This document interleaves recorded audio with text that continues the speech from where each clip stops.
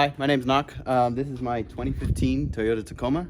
I bought it in 2018 and I built it to do a lot of stuff. I've been all over California, hopefully branching out to Colorado and Nevada, and I've been to the Pacific Northwest, but there's a lot more to come. So we're gonna do a little walkthrough about the build. Is this your first 4x4? Yeah. So before this, I was all into the drift scene. I had 240, and I actually met Sun through our Honda days. So we had like little Honda Civics back way back then. And then this was my first truck, and hopefully the last. This thing will probably last me until I die, hopefully. What made you go with the Tacoma? The bed.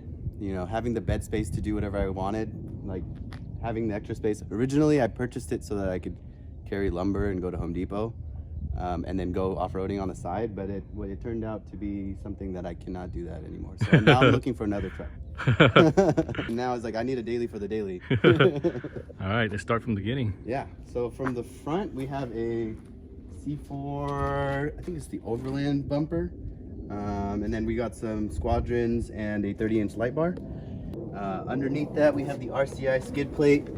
And that's it, yeah, just pretty standard. I actually traded mountain bike stuff for that, so it was great. Oh wow. Yeah. And then underneath we have the King 2.5 extended travel without adjusters, SPL upper control arms, and then we have the diff drop kit and all that stuff. We have the Total Chaos reinforced gusseted spindles, and then that's pretty much it up here. We didn't do too much. For the fenders, I wasn't too crazy about getting the bushwhackers that everyone kind of has, but I also wanted the security because I was ripping my flares all the time, and so I ended up just drilling a bunch of holes and then putting a bunch of countersunk Allen bolts in, screwing it straight to the fender. So now it's extremely sturdy, but it's still OEM looking. One of the first mods I ever did was the sliders. So this is the Bay Area Metal Fab bolt-on kit, based out of Benicia, and they work really well. I mean, I've gone through some stuff to where it, like, you know, my truck is like on top of a rock, but I mean, it's there to protect the truck, so that's why it's there, and I like them. Going to the back, right now this is too much weight for the truck. For the leaf pack, so I'm actually going to end up replacing it. We're on the 2.5 Kings extended travel as well, but I'm eventually going to go to the 12-inch smoothies, and the leaf pack is the Icon RXT heavy duty on the heaviest setting. And then I have the Timbren bump stops with the U-bolt flip kit, so keeps it all nice and tight and tucked up.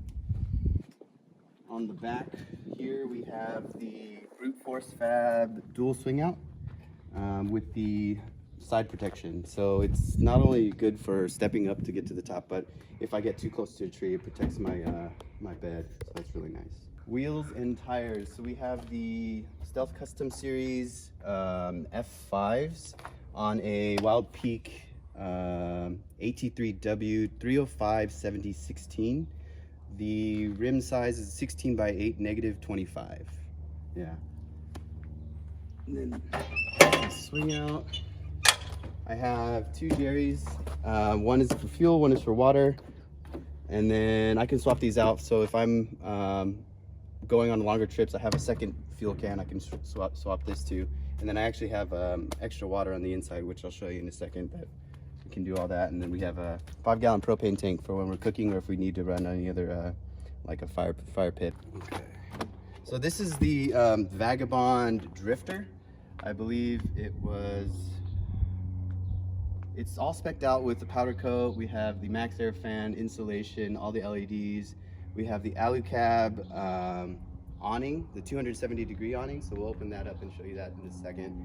And then the interior I built out from my roommate's driveway using pretty much all parts from using, what's it called? Extruded aluminum, yeah. Keep it lightweight, huh? To keep it lightweight? Yeah, to keep it lightweight, but also make it modular. It's easy to change things up if I need to, because when it comes to this kind of stuff, you're changing it up all the time once you figure out like what works and what doesn't work. using wood was a little bit heavier, not as waterproof, but also making changes to wood would have been a lot more challenging. So for the tailgate, I just went to Tap Plastics and I bought a piece of cutting board and then cut it out to the size of my tailgate, so I didn't have to pay the premium prices for the mountain hatch. And then everything's sealed off, so there's a weather seal in between the gate itself, and then there's everything from the bed to the camper shell is completely sealed and insulated, so it stays pretty dry and clean in here for the most part. I mean, there's always going to be places where dust comes in. And then, yeah, let's open it up. Sick. Yeah.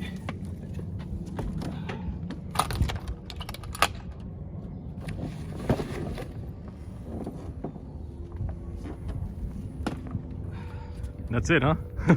Camp is set. That took like 3 seconds.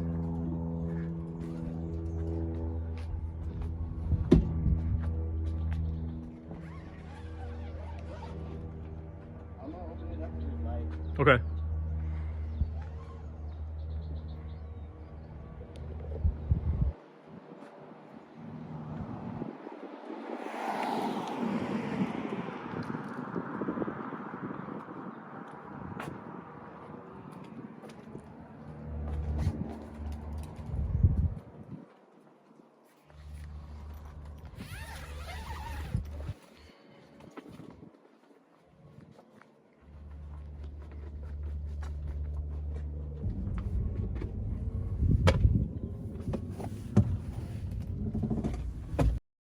Oh wow, it's pretty spacious.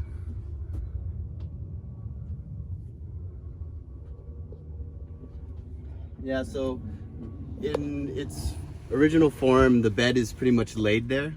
And then when you want to, so like that would, when I was telling you, you can still have someone sleeping and then come down here and then, you know, go to the bathroom in the middle of the night or do whatever you need to. But it makes it so that the sleeping space and the living space are still accessible to each other. It's really nice.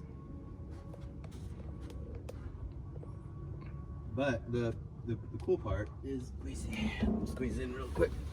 When you want to have a living space. Oh wow. Now this whole area is for, you know, inclement weather. We're hanging out in here. We've been out in the snow where it was like, you know, not torrential downpour, in a blizzard, and we can just kind of hide away in here. These are all just clear plastic, so we can actually still see outside while keeping the heat in here. And then everything is powered, so we have LEDs on the top, we have a max air fan, so it actually pulls a lot of air from out here and sucks it straight through the top, so it stays really cool in here when it's really hot, and it's pretty nice. We have our 55-liter fridge with an ice maker actually, so when it's really hot and we want to make ice for like our water or like anything else, we can do that. It's also a freezer, so if we want to bring ice cream while we're camping, it's an option. All of these are just storage. This one. So these are the one that you built, right? These, yeah, right? I built all. Yeah, all this. Yeah, this stuff. This is the extruded aluminum. It's super simple. So I just did everything on, designed everything on my iPad, and then went to the company and had them cut everything to the lengths that I wanted it. So when you bought the camper shell, it comes like empty pretty much. Pretty empty. Yeah, Empty? It's just this part itself. Got it. Everything on the interior I built myself. So yeah, you know, they do give you a lot of cool things like LED strips and all that stuff. But as far as like the interior, you kind of have to do it yourself. They do sell kits, but I'm pretty sure it would have cost me a lot more than if I were to build it myself. Plus, building it myself, I get to modify it and make it how I wanted it. Yeah. We have our sink here, and actually in here we have our fresh water, and then our gray water tank, which I'm actually going to end up switching out because I'm going to put the gray water. No, the gray water is just going to dump into the atmosphere. This is a pesticide sprayer pump, and I just put it to another one of those jerry cans. And so what I'll do is just add pressure like that, and then when it builds up pressure, there's water coming from the top up here. Oh, sick. But I've noticed that it's actually really annoying to do that, so I'm going to switch it to a 12-volt pump system. Just more storage down here. Got our noodles. Always have to have noodles on deck. And then storage down here. So I got heater, tools, stove, everything you need. Pretty much ready to go. Everything lives in here. I never take anything out unless I need to clean it. So at any given moment's notice, we need to camp. I'm pretty much ready to go. This opens up too, right here. Yeah, it all opens up. Good lighting in here too. Yeah, and then the lighting at night is actually pretty nice because all these turn on. Everything turns on. Nice. Yeah. I forgot to talk about power. We'll talk about that after. Yeah, you gotta be safe too. This is what? Smoke alarm?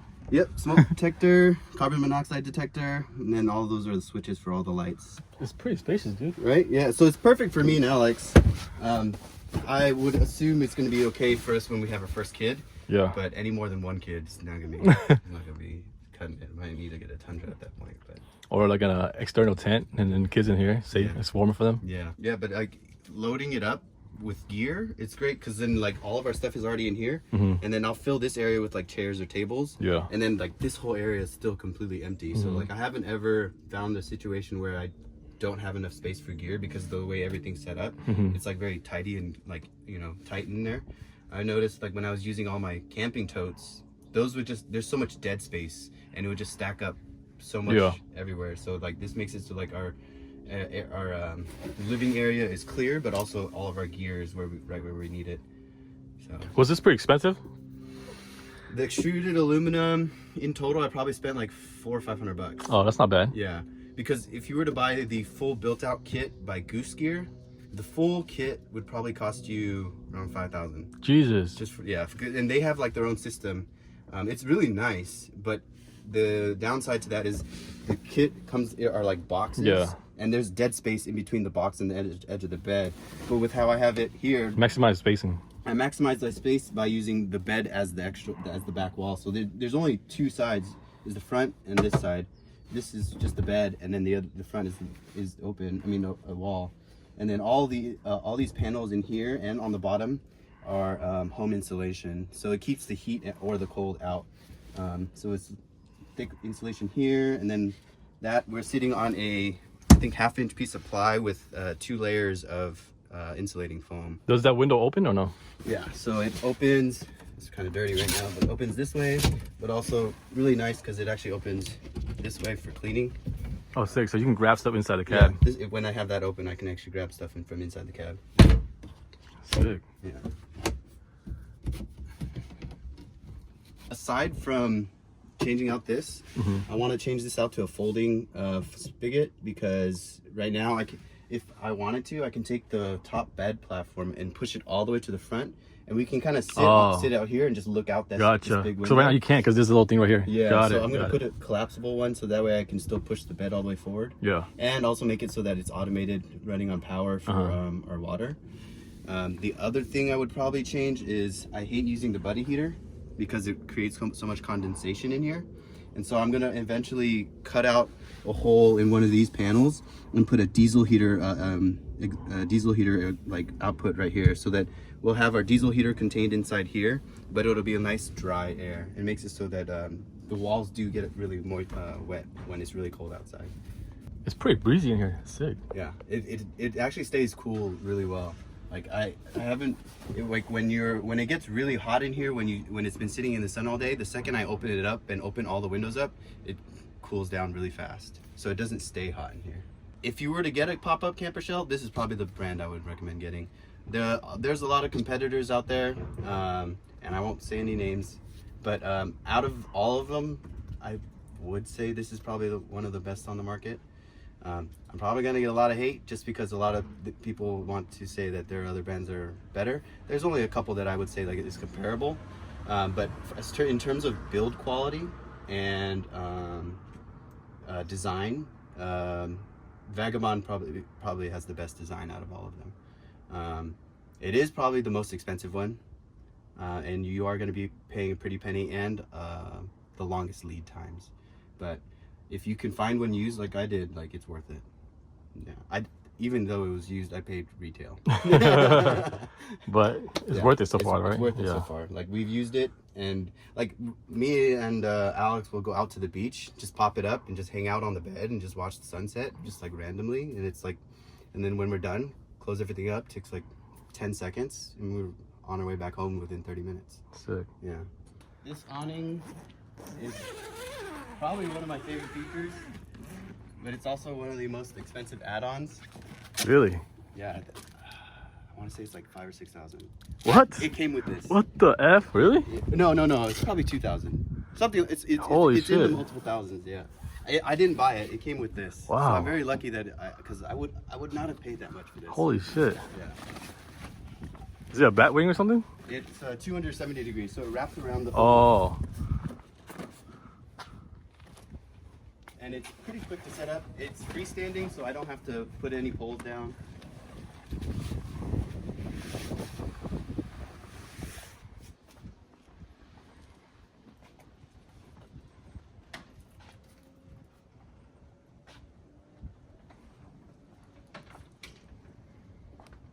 That's it. If That's it gets sick. really windy, I can put a single pole down, but it doesn't. Does it come with a pole? Oh, it does, huh? Yeah, right here. So if I need to, I can open this, and bring this down. But I mean, I haven't ever found a need to do so because this thing holds up pretty well in the wind. And then it also has this for when it's raining. Oh yeah, for the water. Yeah. How about this hole right here? Does water get through? It doesn't. Yeah, it does a little bit. Dang, this is sick ass awning. Yeah. It's nice, but would I pay for it if it didn't come with it? Probably not. Dude, I love this window right here though. Yeah. You can sell ice cream in here, dude. I use this window way more often than I use the back. So because of the swing outs, it makes it really inconvenient. And I'm pretty small, so I find myself going into here to grab a beer like all the time. It's the easiest way to get stuff immediately for us. Is this an add-on or it came with the? It's an add-on to the shell, yeah. Oh, nice. I think it's like an $800 option. Really? Yeah. Holy shit. Yeah. It's worth it though. Yeah, I mean, if you use it all the time, like we do, it's 100% worth it. I have a lot of friends who have no windows because they were trying to save money, and it not only it adds airflow, but it makes it so that you can access your bed at any given moment. And just a nice view at the beach. Yeah. Pop it up, you know. Yeah. Exactly. Damn. All right, let's check out your interior. Yeah. If you want to sit inside the driver, I'll go in the passenger. So, in here, pretty standard, 6-speed manual. How's it operating with a manual? I love it. I mean, I wish the gear, I could use a little bit of gearing, but like the manual is just so much more control over the car, and I'd prefer the extra control. Plus, coming from a bunch of tuner cars to this car, it stayed true to having Yeah, it makes driving more fun, right? It was way more fun. I will say it does waste more gas. It's probably the only vehicle that wastes more gas as a manual than an automatic, but it's worth it to me. I love it. Every time someone sees my truck and then they see it's a manual, they're like, holy shit, I didn't even know they came manual. I was like, this is the reason why I bought it. It was really hard to find one of these. I think I drove from NorCal to SoCal just to get it, and bought it for a great price. What's the mileage on the car? Now we're at about 130,000. 130? Yeah. You got it at what, 60? About 60, yeah. And then we have this is my trail navigation. It's just a cellular iPad. And then we have the Spotify CarPlay because I'm too cheap to upgrade the DIN, so I can control all my music from here. We have the Midland, I think it's the 275 GMRS radio. Front and rear cameras are right here, so I can trigger them when we're on the trail whenever I need to. On the left side is pretty much stock. There's nothing added on there. Everything's stock underneath. This is my most recent mod. I just added a Expedition Essentials switch mount. It's really cool because then I can have it tucked away when I'm when I don't need it, but the second I do, I can have air on command, all my lights are controlled here, and I can just add any more accessories really easily. And I love the OEM Plus look. I don't like having too many switches visible all the time, so having this tucked away is really clean. I don't think I would have done it any other way. There was a lot of spots. There's not very many spots to put it. Oh yeah, you pretty much use all your yeah, there's spots right now. Everything's pretty much taken already, so there was nowhere I could put it where it would look clean. And when I'm not really driving on the trail, pretty much all this is gone. So like this iPad is missing. Like I can unplug this radio, and so it still looks fairly OEM. Less conspicuous having it on the side of the road and less likely to get. How long did it take you for that job, the mod? This one Yeah. took me like less than an hour. Really? Yeah. Wow. So all I had to do was, I mean, go run the wire through the kick panel all the way up the A pillar, and then up the headliner, and then I had to notch out a groove inside. But I mean, this itself was pretty quick. It took me longer to do the wiring for the. Oh, so this was a backing plate, right? Yeah, it's just a backing plate. But before I had this switch just kind of like hanging inside this panel, but it was so tight. I mean, it was so low. Yeah, it's hard to see, right? It's hard to see, and so I moved it up here, and now it's like tucked away still. Yeah, that's a perfect spot. Yeah, it's like I feel like a pilot. Yeah. Yep. OEM Plus is the way to go. Yeah. How about the back? Anything in the back? Nope, nothing in the back. Just the dog cover, and this is I forgot what brand it is. It's the Attic. So I'll throw hats or jackets back there. It's just out of the way so that it's not sitting on the floor. My dog likes to drool, and so anything that he can't drool on would be better. Other than that, that's pretty much it in here. Nothing to go too crazy. Yeah, I didn't like having like too many things sticking out. So this is trail mode, of course. Like it makes it like everything's kind of like there for you to use at any given moment's notice. But when I'm daily driving it, which I do daily drive it, everything's kind of hidden and tucked away. So What would be your next mod? suspension. Yeah, we're probably gonna redo the whole rear suspension, because right now with the camper shell, it's a lot of weight even for the RXTs. So I'm probably gonna have to do a custom leaf pack and then do longer travel shocks and do the shock relocation, shackle hangers, do that whole refresh for the rear suspension, because all the added weight is, you can feel it while driving. Like I'm accelerating with it fully loaded, and the truck is like, you know, pulling back. So adding a little bit more weight capacity is probably what I'll do next. But the engine bay is, I think, yeah, actually the engine bay is pretty much done. We should show you that.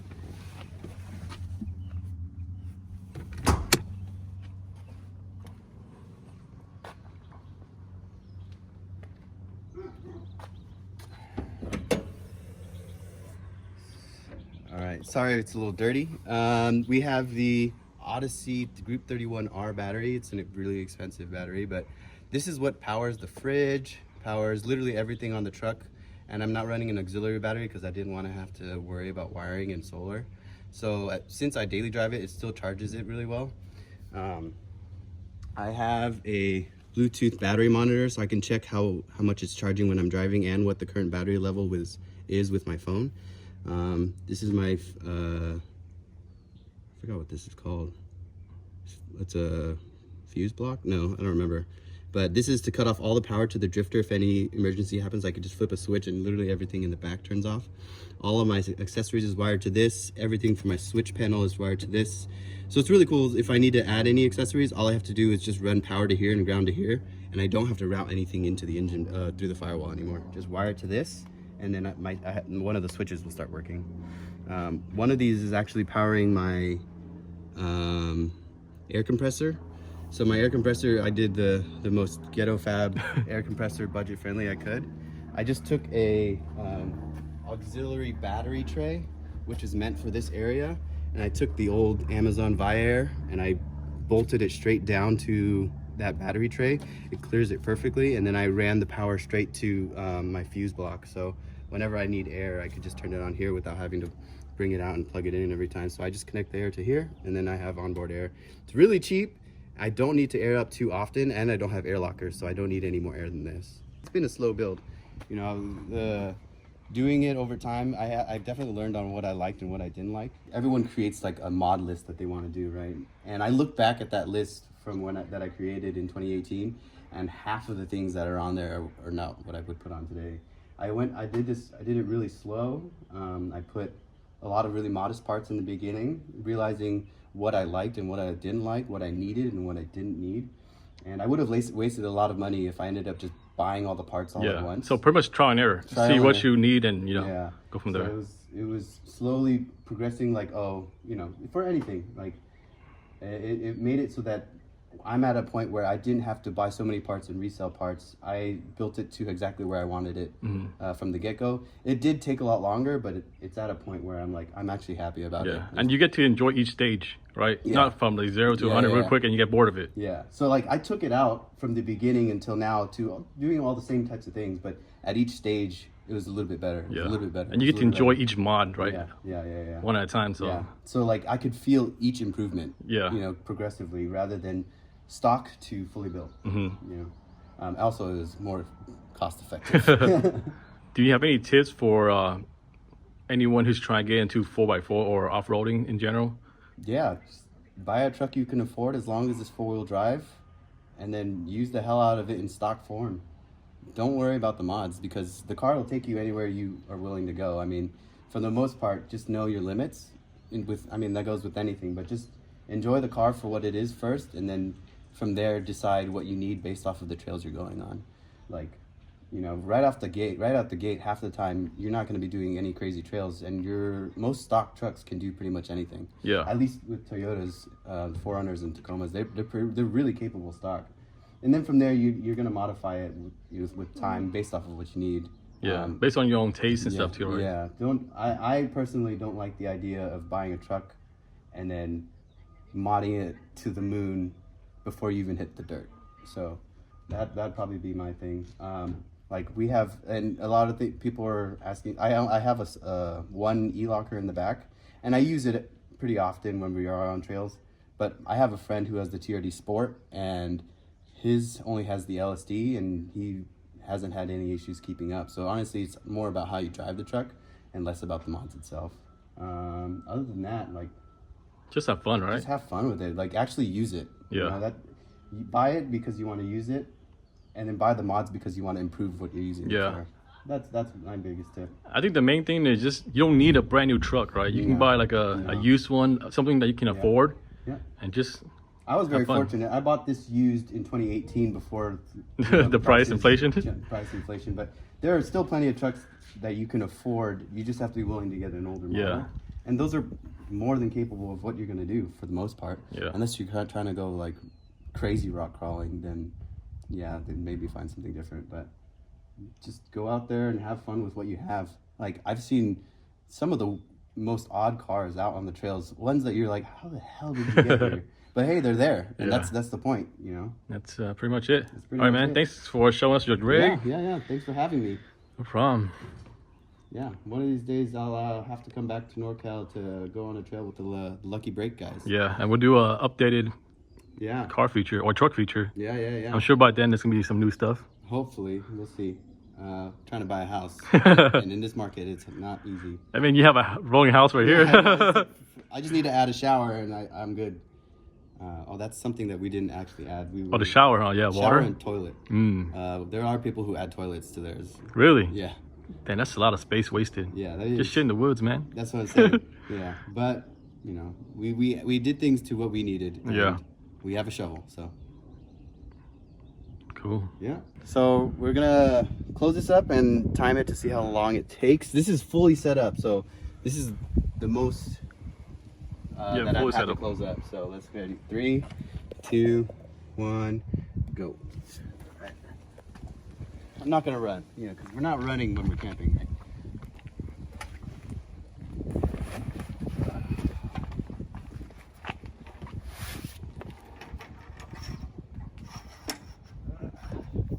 Already screwed up.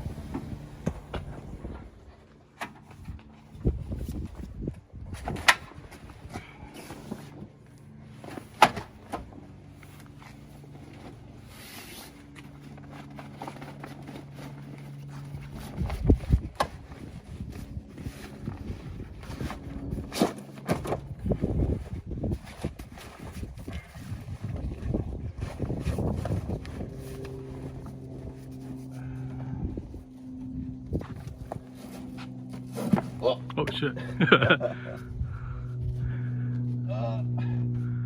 There's so much pressure. It's okay. It's not a race. We just want to see how long it takes. The awning takes the longest, I guess. That should be a little competition, huh? Yeah, it should be. At camp. It's like, all right, who can close up their shit the quickest? Honestly, the thing that takes the longest for camp is cleaning up the cooking gear. Oh, that's true. That, like the tent and all that stuff, that's not bad. Just throw everything in. But the cooking gear, you gotta do dishes. There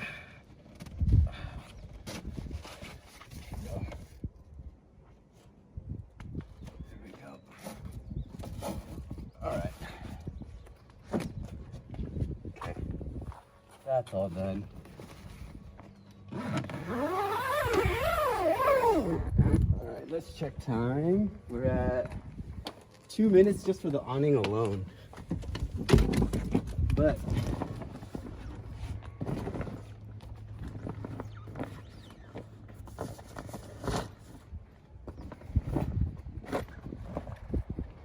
tent's done though.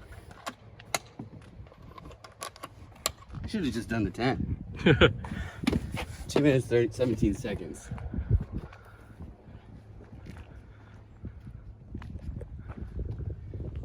Not bad. That's quick, dude. I don't know all I set up the awning, so I mean essentially it would have been 30 seconds. Yeah. But yeah, quick.